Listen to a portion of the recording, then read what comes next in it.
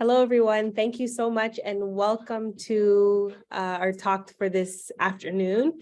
My name is Amoy Henry. Before I do any introductions, I want to go ahead and begin with an ancestral acknowledgement. So we want to begin this session by acknowledging the original stewards of the various lands we are on. We also acknowledge our ancestors. We acknowledge all those who toiled without compassion or compensation.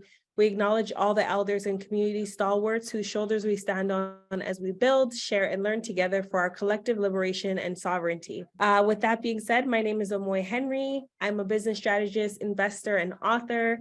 I'm very, very much passionate about the world of technology, investing, and scaling the Black community.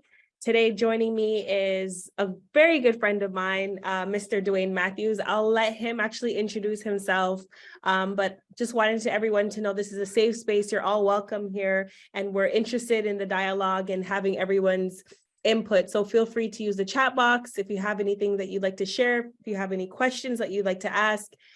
No question is too bold or too meek. Feel free. Dwayne, with that said, take it over. Thank you very much for that brief introduction. I've known Amoy for a bit, and she's extremely impressive. She goes from 0 to 100 very, very quickly, and has a lot of people even more senior than myself that are extremely impressed with all that she's done and all that she continues to do. My name is Dwayne Matthews. A little bit about me: I spent a little bit of time as a teacher. I taught grades 3, 4, 5, 6, a little bit of library. I started a company in Open Innovation, which is a company that looks for innovation on behalf of larger companies, Fortune 500 companies. So we looked for everything from human beings to patents to technology. And the focus was really looking at any kind of technology that would disrupt society because it had a disruptive, innovative model or potential for disruptive, innovative models.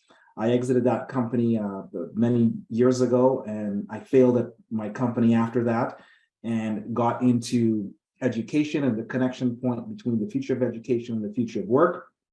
So I spend a bunch of my time there. I consult on behalf of a large virtual school. I also consult with heads of state, directors of education, superintendents, CEOs at companies all around education and the future of work. And from there, I guess I'll hop off my soapbox and hand it back over to Amoy. Thank you. Yes, this is a person that's been recognized by the United Nations. He was just on, CTV, CBC. He's a global leader, really, and a gem in our city. So if you're not following him already, please feel free to jump over quickly as soon as this talk is finished and follow and support his movement, because he's talking about things that we're sometimes excluded from these conversations. And I find that people like Dwayne are really pushing the needle forward, trying to bring this intelligence to our communities in a very transformative and palatable way. So with that being said, I want to start off with our first kind of question. And, really leaning into this idea of AI, artificial intelligence. What does that mean in layman terms, Dwayne, just to start things off? What does that mean, and how does that kind of interface with the Black community of listeners that we have today? Right. So, when we talk about artificial intelligence, sometimes the words, they're I don't want to say that they're deceptive, but sometimes the way that the words are put together are not necessarily indicative of what it is. So artificial, yes. Intelligence, when people think of intelligence, they really think of consciousness and a sense of feeling present. And so this is not that. What it is that it uses a large language model, which means that it takes a massive amount of information all over the web, and it applies probabilities to figure out what is the next string of words that should come out. And what we've learned is that makes a very human-like conversation and very human-like responses, but the the programs themselves are not self-aware. And so it creates a lot of opportunities and a lot of risks. And so, we really have to look at what are the risks and what are the opportunities. Thank you so much for that, Dwayne. So diving in right away, I guess, how can small business CEOs, leaders, executive directors mitigate risks and maximize opportunities as we, confront this AI new normal? There's a lot of trepidation, there's a lot of anxiety. What are some things that, small business owners can kind of think about in terms of this new normal? So I think there's a couple things to consider to create some context. And the first thing that I would consider is really to think about what's out in front of us, right? So we typically have systems out in front of us, and those systems are designed with specific outcomes. They're institutional, they're structural, they create interpersonal dynamics between people and an internalized sense of identity as to where we fit into that system. And so in those big systems, we have, sort of big gatekeepers that emerge because the system was designed for them, or they've created some kind of a benefit or privilege that allows that system to work for them. But every now and then, we have these moments where innovation comes up and it disrupts the gatekeeper. So one of the things that I've heard in the last little bit is they said, there's going to be job losses because of AI, chat GPT in specific. The last estimate that I saw was 14 million job losses. And so these are job losses typically for people in all different industries. But in terms of a small business owner may look and think, what are some of the things that I could not do in the past and I can do now? So there might have been people that you needed to hire that you could not afford in the past, right? But now you can. There were things that you couldn't do. Perhaps you needed to pump out massive amounts of websites. You needed to have a big website. Recently I was looking at a website and not just a landing page with the back end and everything. And the person said, that'll be about $30,000 to $40,000. Today, I could probably find a chat GPT program or a company that uses chat GPT, probably somewhere around $15, $20 a month, that would be able to build something like that for me in a matter of hours, as opposed to months. And it would be significantly cheaper, at least on the front end. So I think really what CEOs want to think about is, if I had a genie's lamp and I had superpowers, what are some of the things that I really want to do that I can't afford to do, that I don't have enough money to do? And can I find AI to support that? Can I find large language models that can support that? I gave an example about the website. There's a great website company called Durable, $15 a month. Look them up, durable.ai.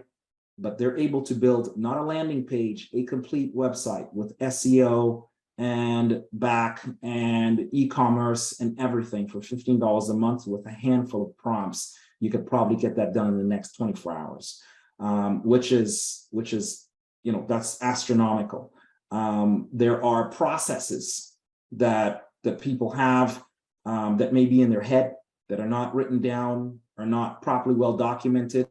A lot of those processes you can now put into certain AI platforms, and now you can train people at scale. You essentially can have your own personal assistant that operates on your specific business, that's been trained to your specific business in your specific industry. So there are lots of opportunities where smaller businesses can act like much larger companies, leveraging the platforms, but they have to be very, very specific and not get too lost in the general, trying to boil the ocean. It has to be, how can I use this model for my particular industry to give me an advantage over companies that are larger than me? Wow, thank you so much for sharing that. So We heard a lot about opportunities there, and this idea of virtual assistant, having sort of like a vehicle that double checks things for you, protects you against like minor issues, or not protects, but helps mitigate things like that. Um, Something that's, curious to me, like a curious idea that I had while you're speaking is sort of how can we, like, what are some of the implications of it, right? So the opportunities are clear, but what are some of the implications for AI and the future of work, right? We're seeing the tech industry go through massive layoffs right now, and people are losing jobs left, right, and center in the industry that we thought really was beckoning the future, right? So what are the implications of AI for the future of work, and how can we prepare individuals and organizations for these changes? So great question, great observation. So one of the things I always think too, it's important to put a bit of context. So a lot of the layoffs in the tech industry, if you look to 2020, you will see that there was a massive amount of hiring. And that massive amount of hiring in 2020, there were specific drivers. In 2020, we didn't really know where the pandemic was going. We knew that everything was going to go online, at least for the immediate future. And so what companies did was that they just hired massive amounts of people because they wanted to make sure they had all the brain trust with them. So people were literally hiring people from other people. Salaries were going way up. So it was a massive boom. When you look at the numbers in terms of the layoffs, most companies still have not laid off as many people as they hired in 2020. What they did was they hired too many people. And so now you're starting to see, almost even numbers, 10,000 here, 10,000 there, because people understood that they hire too many. I mean, are there implications with inflation and all those kinds of things? I'm sure that they are, and some of those things are probably above my pay grade. I have some thoughts about it, but nothing that I would give any advice on. But I think so. That's the first piece. The second, in terms of implications, they're very real implications.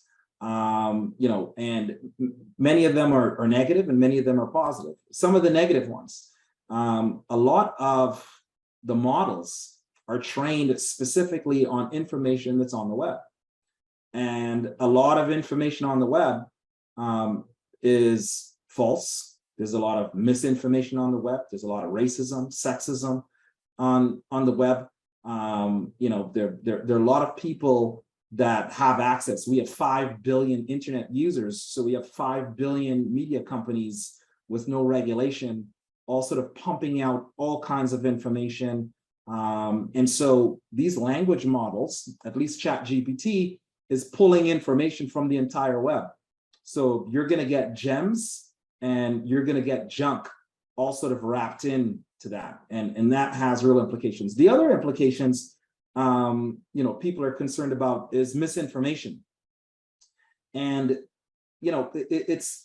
I always believe that context is important when we look at these things. Misinformation is not a new problem.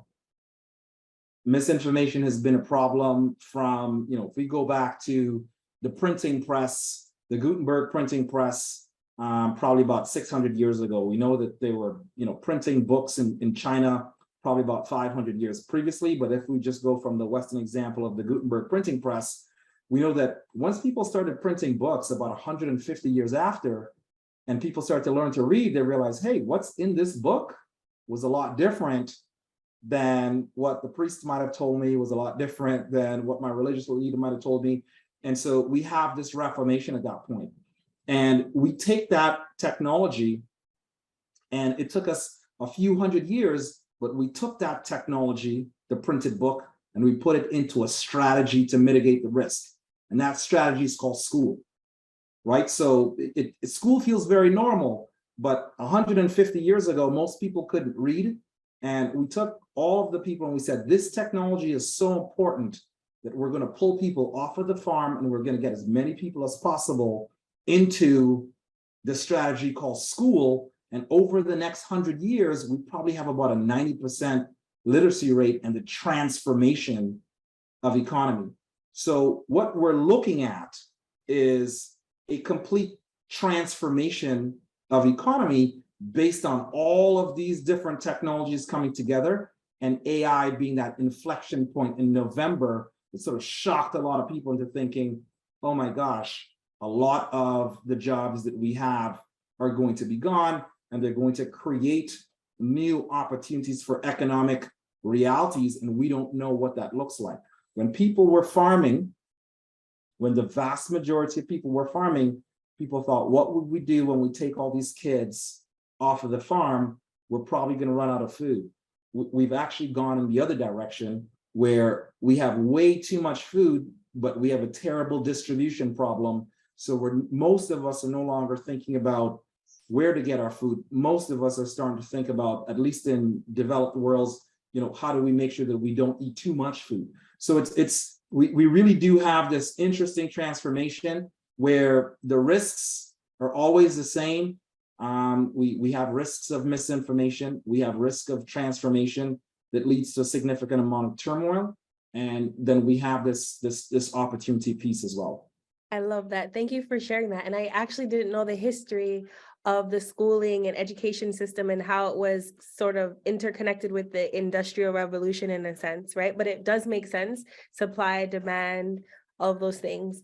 So you know me, I care about money. I talk about money and finances all the time.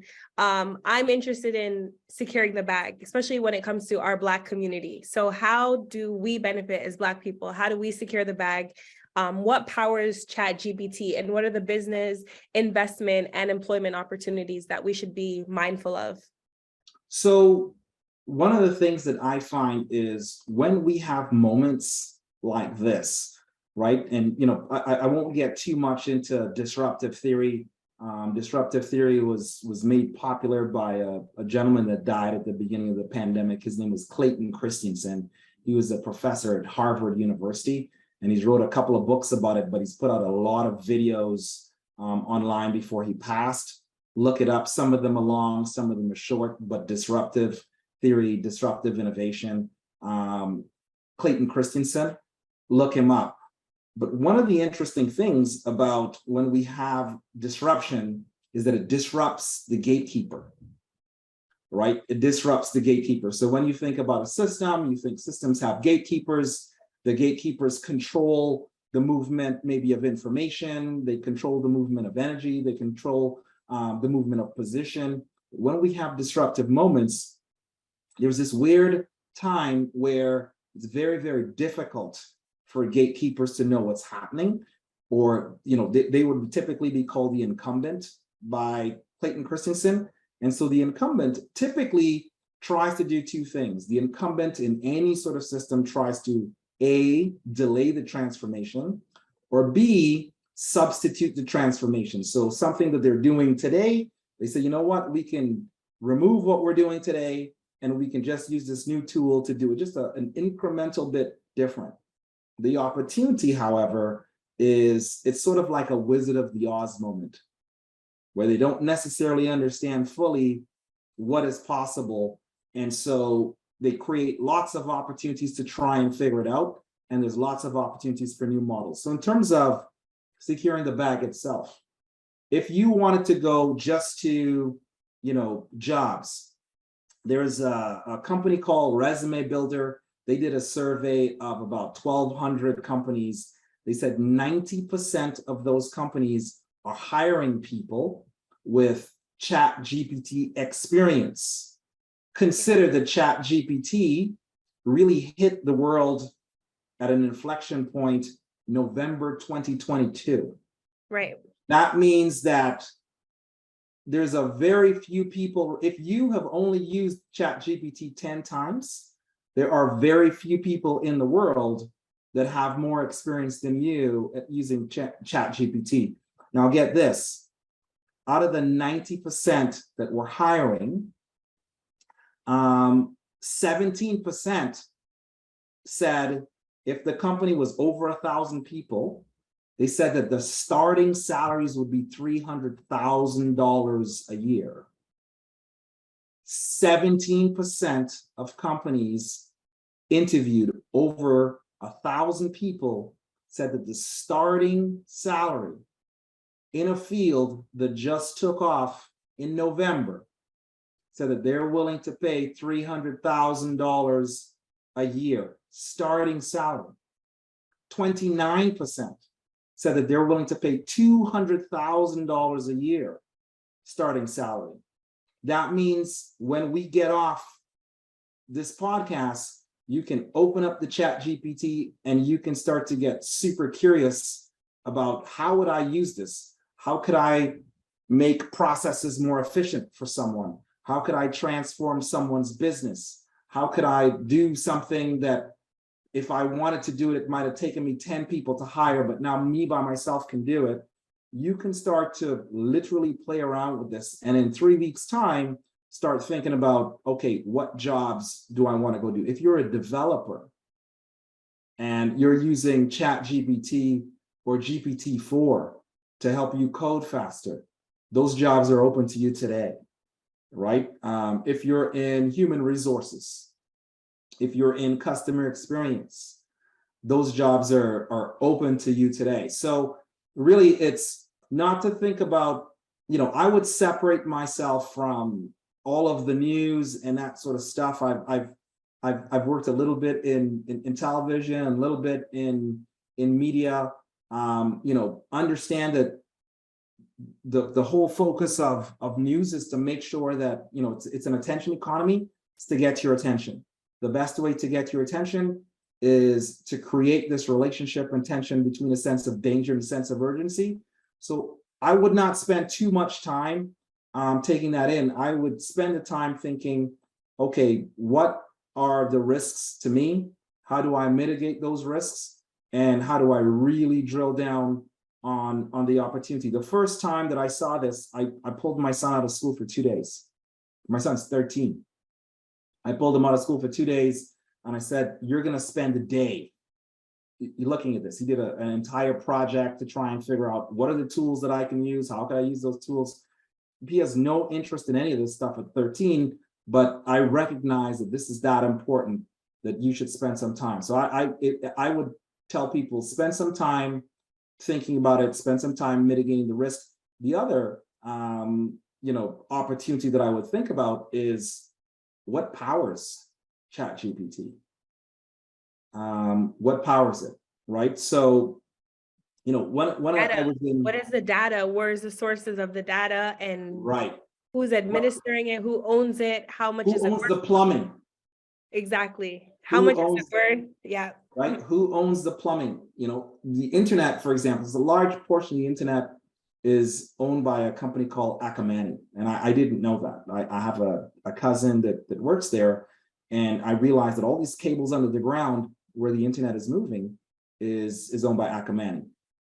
In terms of powering AI and powering the industrial metaverse, is a company called NVIDIA. So OpenAI, which is the company that created ChatGPT, they use NVIDIA GPU cards. And one GPU card cost anywhere between $10,000 and $15,000. OpenAI, they need about 20,000 to 30,000 GPU cards based on ChatGPT 3, not four for a company. So you can imagine that every large company, the Bloombergs, the Googles, the Apples, they eventually will all start to have to get this plumbing. And at the new cards are worth $30,000 a card. If large companies are going to use 20,000 to 30,000 cards at a time, we're looking at purchase orders of $200, $300 million at a time. So, I would, if I'm not the person to give financial advice, but I would pay a lot of attention to NVIDIA because they sit as the plumbing. They sit as the plumbing for the AI revolution. And I would spend some time looking at them and looking at to see how their stocks are doing and looking at all the news that I could find on them. Very interesting. And I did drop these companies in the chat for anybody that wants to do some research on the side of their desk while or after this conversation is taking place, because Dwayne always has the plugs and the drops. So you mentioned a lot on the employment opportunities and there being a huge employment gap around this. You've spoken about sort of the business opportunities. You've spoken about investment, which we just kind of touched on. I want to kind of dive into sort of the ethics, right? And intellectual property. We're seeing a lot of people having conversations about artists, and we know that we are, many people in the Black communities, diverse Black communities are a part of these communities of artists, creators, cultural curators, right? And so how does this implicate sort of the work that they do, the work that they're already trying to fight, lobby, advocate for, and what are some of the IP considerations that we need to think about? So I think, probably one of the things that I saw that was really arresting for me, was somebody created a song with Drake and The Weeknd. And Drake never wrote a verse, The Weeknd never wrote a verse, and it was like, it sounded like Drake and The Weeknd in their style. And somebody had put this song together in, a matter of hours. And that was quite profound.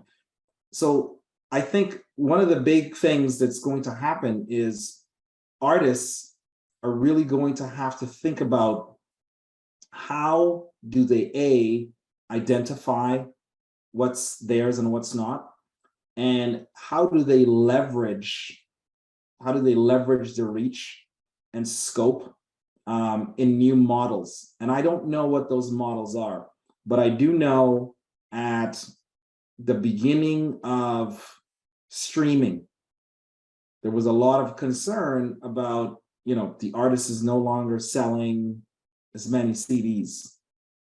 They're no longer selling as many CDs, and how will they make a living through streaming? And it turns out that most artists actually make more money through streaming than they were making when they were selling CDs, because the means of production shifted from a gatekeeper and gave them more access in terms of the means of distribution.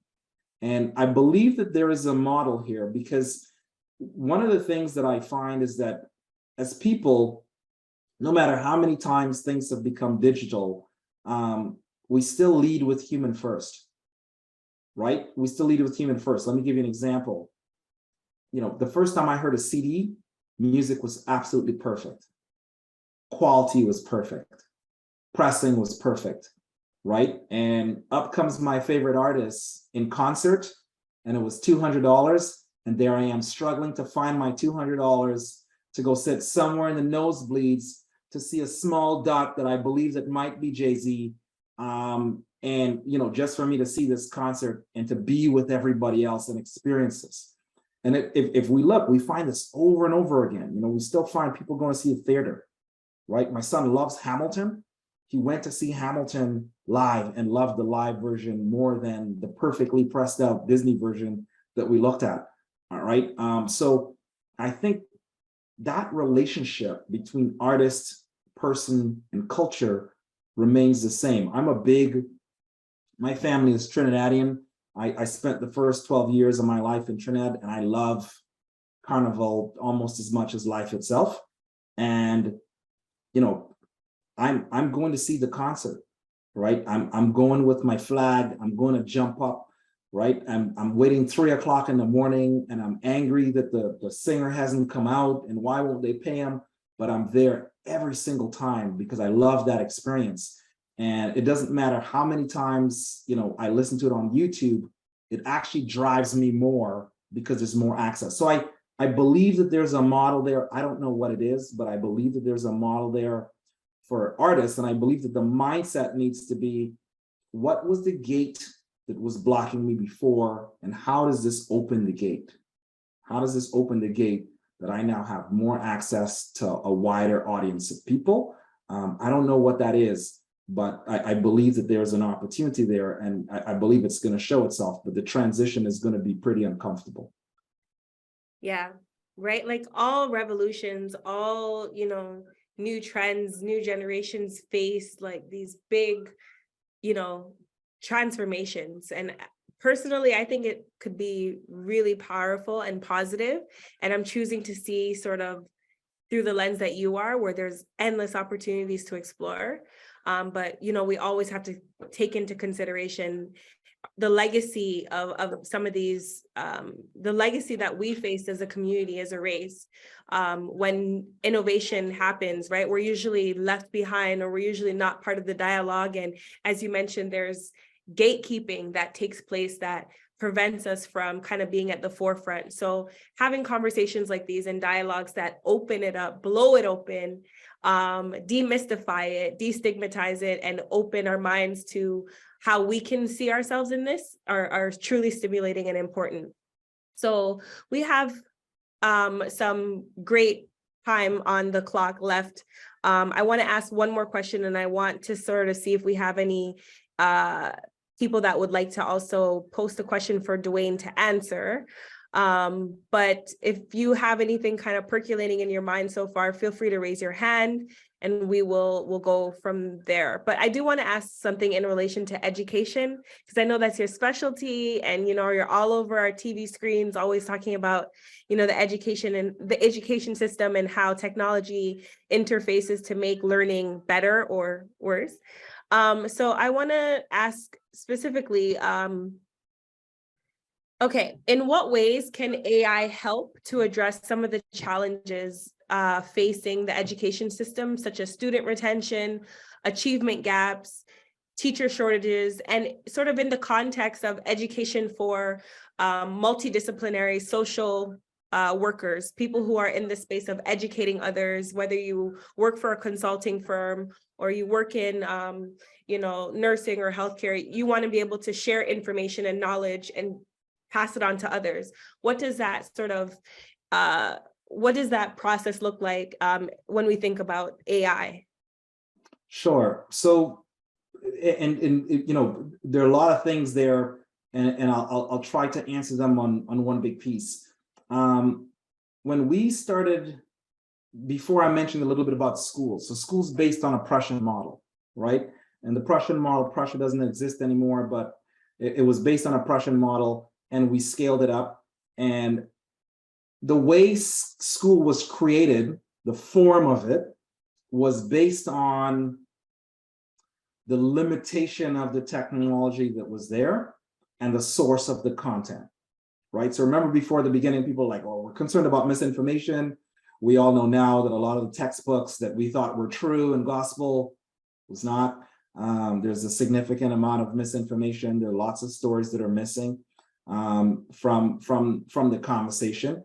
A lot of the history that we've learned through the different Eurocentric formats, for example, are based on war and aggression, right? Like there's a significant, when you go through history is told from one war to the next. The 30-year war, 1,000-year war, World War I, World War II.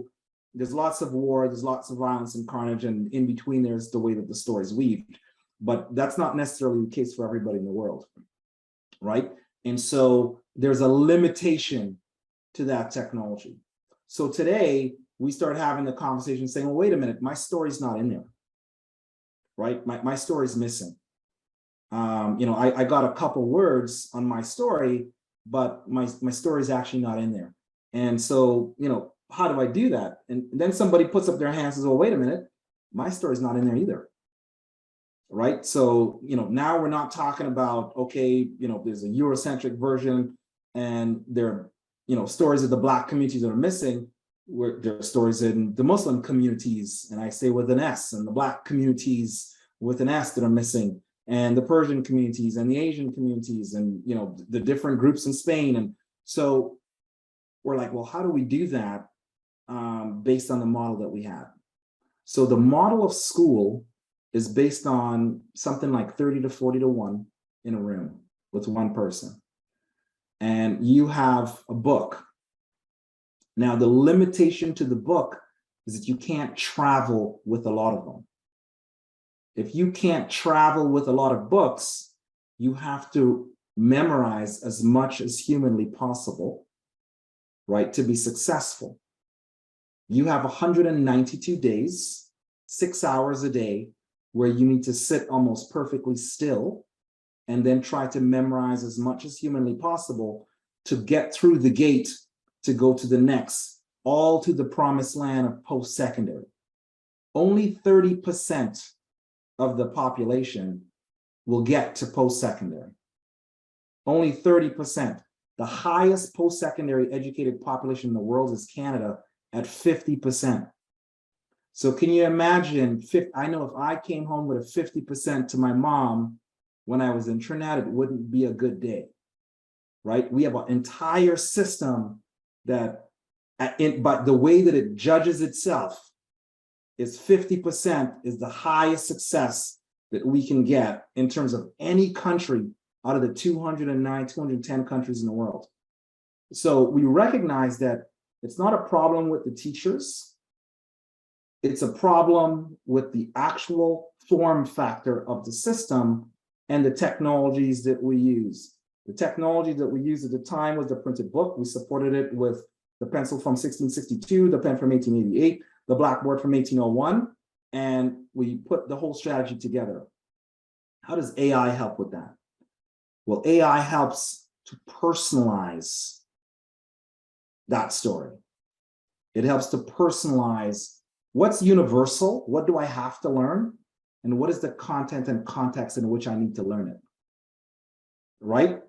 So, I'll give you an example. We go to business school, they're business cases, all kinds of business cases. Well, let's look at the Caribbean.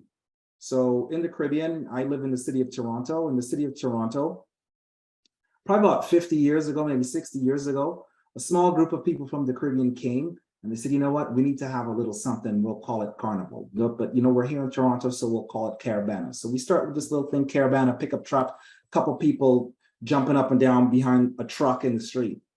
And it grows and it grows and it grows. And it's on University Avenue. And a gentleman comes along, and I know this gentleman actually quite well, and he says, you know what, it's too small for University Avenue, so I'm going to move it down to the lakeshore so it can grow to be bigger. So now it grows to be bigger, and it generates approximately $500 million in 10 days every year for the city of Toronto. So 6% of the population generates $500 million in a 10-day period. One of the largest, if not the largest, financial contributions of revenue to the city of Toronto and the province. Well, that's a business case, isn't it? We should really study that. People say, well, it doesn't really help our community. Well, I beg to differ. There are lots of people that have bought houses. There's lots of people that have started barbershops. There are lots of businesses that have started. We created an industry, and that industry was transplanted to many, many different cities around the world. So it's $1 billion industry where we've exported our culture and joy. Right. Not exploitation, joy. We've literally taken joy, we've packaged it, put it in different cities, and we've created $1 billion global industry. Somebody needs to tell that story, right? But that's an important story. It's an important story for my son to hear. It's an important story for your son to hear. And it's an important story for other people's communities to hear. It's important for the Italian community to hear. So, but with AI, we can now personalize that. We can now take that and we can spin that story together. We can turn that story into a writing assignment. We can turn it into videos. We can turn it into PowerPoints, and we can do all that. And we can do it for each individual kid through all the different classes. We need to understand the Italian community is what, 35% of the construction is the GDP of Canada. That's a vast majority of the Italian community. Well, that's important. I don't necessarily see that in a textbook somewhere, right? But that's an important lesson. And so we can do that very, very quickly in a very personalized way with AI. The other is time, right? The other is time. Everybody has a shortage for time. Teachers require more time. Students require more time. With AI, we're able to give teachers back more time, and they can create opportunities for more bonding with kids.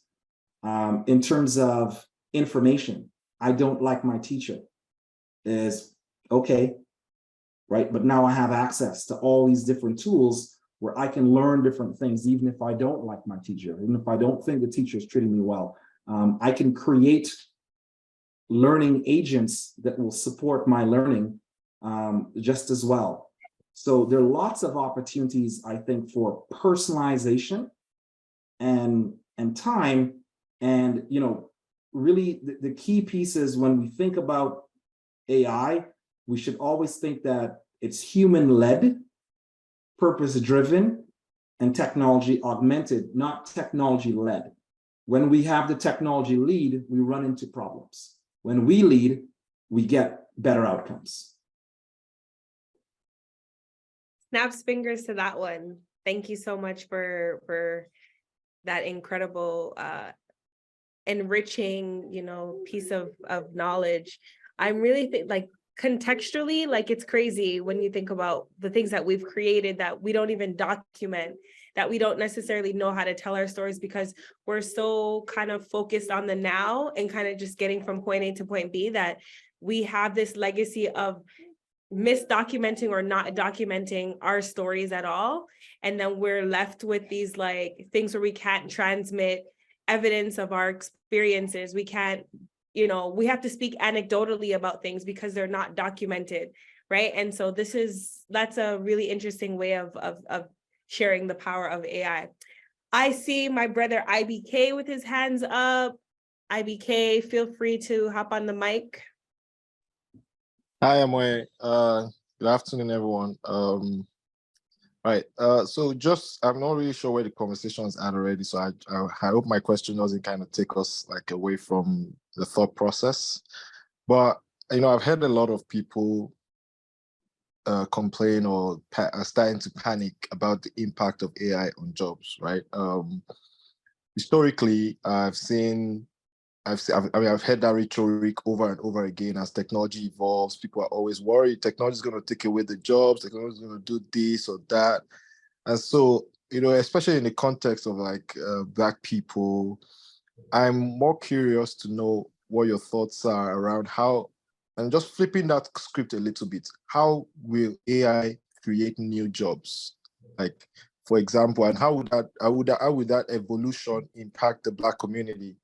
A good example is a new role has come up now, which is like an AI prompt engineer that doesn't even require you to have a engineering background. You know, that's for me an evolution in, you know, the job space. And so I'm just curious to know what your thoughts are, and you know, especially around how it affect the Black community, and how the Black community can actually, instead of being afraid or worried about the impact of AI on jobs, how they can leverage this evolution to kind of position themselves for these new or potentially new roles that may pop up, if any at all. So thank you very much for asking that question. And you know, we did touch on a bunch of it at the beginning, but I think it's important that we touch on it again. We talked about the prompt engineering.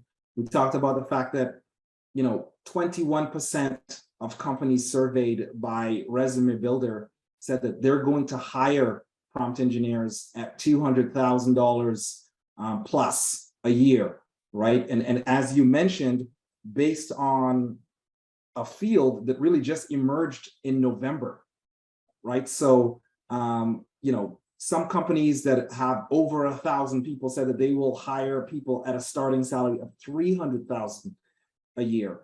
And this creates a massive opportunity for people in the Black community.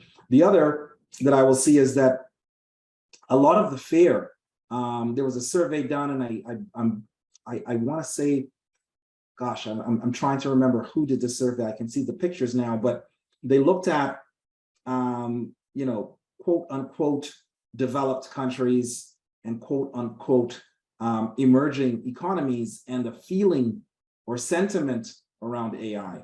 And the Western countries had the most trepidation towards AI, versus emerging countries around the world were actually quite excited about the possibility.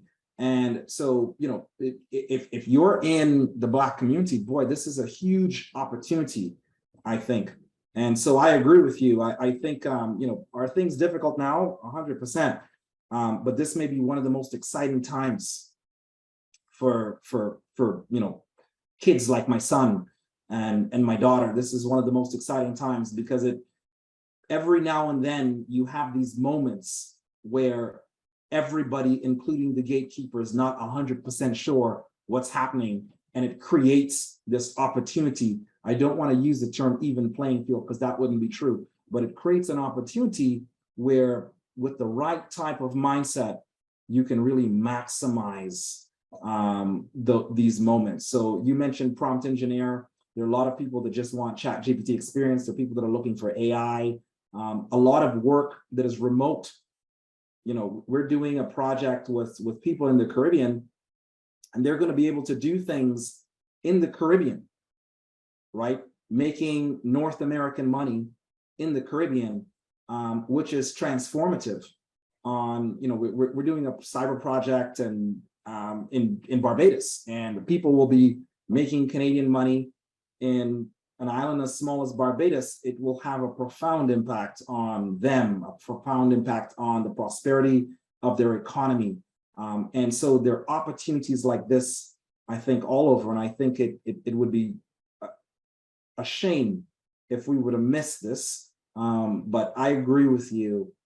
This is a great opportunity, and I think it is really a great way for us to shift the conversation into, we spend a lot of time on defense, which we need. And by defense, I mean, protecting the systemic racism, protecting to make sure that, that people know about it, and protecting to make sure that people understand, how we're challenged.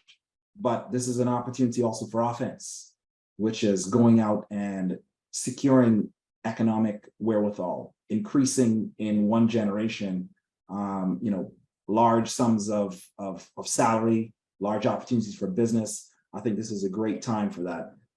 So, what we need to do is get as many people in our community as possible connected and with devices and connected to these types of platforms, because when we bring that different cultural nuance, there are lots of problems in our communities that we've solved that are global problems, right?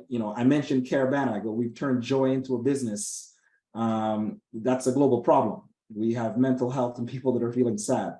I go, that's a contribution to that problem. Uber is really, in Trinidad, we call that pulling bull. Some people call it gypsy cab. That's a problem that we already solved. There's emerging fintech out of Nigeria where people are solving problems around the way that money moves around the world in their communities, and now it's becoming, something that can go out into the world. So there's lots of innovation that comes from our communities, and lots of problems that we've already solved, and having the right tools to go out and amplify those solutions. I think, quite frankly, it's not altruism. The world needs it. Wow, thank you for that. Brilliant insights. IBK, I hope you're full with that answer because I'm full. I took so many notes. Sister Blessed Brooks, nice to see you again, Queen. Feel free to hop on the mic. Thank you so much. I appreciate the whole conversation today, especially even the questions that came out, because I know those do pop up a lot. So I am from Sisters in Solidarity, the managing director. I just wanted to put it out there for anyone interested that we're in the process of building a database that will help to prompt engineers and developers in our community. So if anyone's interested, I'm now moving, so I'm going to ask my brother Vic if he could drop my email in the chat, bless@sissolidarity.ca. And I would love to connect with anyone who is interested in working on something like that with us. That's fantastic. That's amazing. That's a great way to mobilize the community and use data to kind of bring things forward, right, as usual. So very grateful, and thank you for sharing that, Victor. I'm sure we'll drop that information. Before we close out, because we do have 5 minutes left on our clock, does anybody have any other questions? I see Ryan on, I see Ma'at, Velshia, Tanisha, hello. Alicia, anybody has any burning questions that they really want to ask? Alicia, feel free to unmute. Yeah, thanks so much for this great conversation. My one burning question around like how we manage the different risks around AI, especially when it comes to ethics, and we talk about the limitations of even that example you raised, Dwayne, of schools, you know, of what limited education we got, of the experience of residential schools for Indigenous folks. Like, what are some of the systemic or regulatory solutions that we should be thinking about, or that you wish we were thinking about now to manage those risks? I think, one of my concerns with some of the risks, and I'll go with concerns. One of my concerns is speed. We typically have a very slow process when it comes to responding. I think probably one of the slowest responses we've had, which is something that I think is probably as profoundly as dangerous as social media. I think we were very slow to respond to social media. We were very slow to respond to, how can it be leveraged for positive versus negative? So I think the key piece for me will be speed. And the best way to think about speed is not to look at the implications from a tactical point of view, but to look at it from a strategic point of view. And what do I mean by that?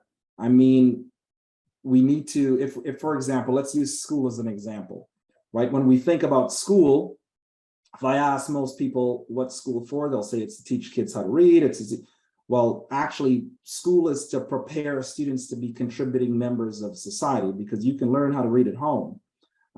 You can learn math at home, particularly now you can do it, right? But to be an actual contributing member of society, you need some kind of formalized schooling to drive community forward. So I think keeping our eyes on the North Star and looking at technology as a tool and thinking AI, computer, algorithm, book is a hammer and a screwdriver. So thinking, what do we need the tools to do, right? What are the outcomes that we're interested in? And I think once we understand what those outcomes are, what are we interested in a big way, we'll be able to then think about what kind of tools do we go out and use, and when do we use the tools, and when we don't use the tools. I'll give you a really quick example. There are no more Ford Focuses being built in Canada. Most small cars aren't being built. Most of the small cars that were built were designed specifically for 16-year-old kids just getting young and saying, you know what, I want to jump in and have my first car. And so why did they do that? They did that because they wanted to create very shallow relationships with lots of different people. Today, we find that kids aren't getting their driver's license as much, and we don't have any of these cars because the phone allows us to create those shallow relationships, as a matter of fact, much more efficiently than it would take for somebody to drive the car around. So the common north, or the purpose of those young people, was to make those connections, not necessarily to have a car. The car just got that job done. So I want us to think about what job are we trying to get done, and then we can think about what tools do we need to go use. So if the idea is, we want to learn more about different groups and their history, then what tools do we need to go get those? Can we take the AI and can we take it through all of the different pieces of information? Can we contextualize it into a box and we say, okay, this is where you go? It's not Chat GPT across the web, but it may be all the 630 different groups coming and saying, these are the stories that we put, and now people can find out about us through these specific stories. I don't know, but I think the idea of what job are we trying to get done at the big, high strategic level will really help to inform what kinds of policies we put in place, as opposed to knee-jerk responses that are on the tactical level and not necessarily the strategic level. Brilliant way to answer that one. Gems drop. I hope everyone's taking notes. That's, as Alicia mentioned, an amazing way to frame it. Ma'at, we have our last question from Ma'at, and then I will close out the night. Hey, Amoy, how are you? Hope everyone's doing good. This is great. I even put a note in, I said, I'm like overdosing on AI because it's one thing I like to, I'm a, investigator. I like to see what's new, what's going on. So really quick, I had a more detailed question, but we're coming to the end of the hour. What would be a good website to be up on the latest and also being aware of the things that are coming out that could be dangerous, like people taking our voice, using it, calling mom and dad for ransom. So we know that these things are happening in the AI world. Is there a website that we can go on to keep ourselves updated on the new technology, the new AIs, as well as the dangers, the positives and the negatives? Thank you so much. Okay, so you're it's interesting. You're looking for the secret sauce. Now, so here's the secret sauce. There's a great website called Futurepedia. It's either .ai or .io, Futurepedia. And these curators, they curate the latest and they check on the different AI companies that are coming out. So far, when I found them, they had 25 companies on the list. They now have over 2,200 companies on the list. And there is, and I will send to Moy, there is an email that I follow where this person looks at, he breaks it down to make three, very manageable areas. A, some of the latest news, B, a couple of the latest prompts, and then C, a couple of interesting companies. But he also looks at risks and not. And if you follow me on LinkedIn, I'm on LinkedIn. I repost a bunch of things. I actually am quite prolific on LinkedIn. I write probably about 500 words or so every morning before I start my day. And in there, sometimes I will put links back to different leaders that are looking at some of the big challenges. Like right now, Professor Jeffrey Hinton, who is the godfather of machine learning and artificial intelligence at the University of Toronto, was working at Google DeepMind for about 10 years, and he resigned this morning because he says he'd like to talk more about the risks and doesn't want to do that from inside of a company. He's decided he's made enough money in his life, and so now he wants to talk about what are some of the actual risks that we face, and some of the risks are a little bit more existential than we talked about, right? Like we have large language models that are mimicking human interaction from mathematical probability. These lead to big existential problems. And so, there's some things that are like that. And then there's a vast majority of people that are not going to be well trained or well equipped to be able to deal with the types or volume of misinformation that we can now pump out. Like we've seen the impact of misinformation. Back in 2000, I want to say 2010, someone came to me and showed me a technology called sentiment analysis and how it would be used to sway elections. And so, we saw it used in the Obama election. And, a lot of people, if they were Obama fans, were like, well, that wasn't so bad. We wanted Obama to win. Then we saw it used in the Trump election. And then a lot of people thought, gosh, that is something. And so we start to realize that there are some nefarious actors that have complete teams of people that you can hire that pump massive amounts of information just right into social media, into Twitter, into all these different places to confuse, maybe not necessarily to have you believe one thing or another, but to have you be, in disbelief of everything, which is enough.